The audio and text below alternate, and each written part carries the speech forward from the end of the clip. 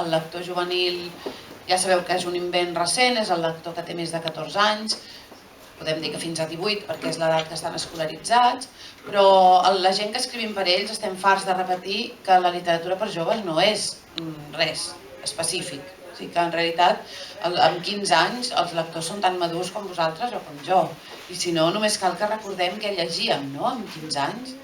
i veurem que no cal fer res especial. Per tant,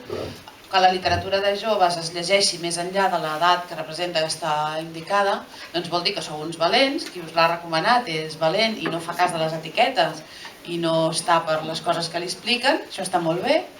I a vosaltres espero que us hagi agradat perquè jo penso que és una novel·la que pot agradar més enllà dels joves i que parla de coses que ens afecten a tots.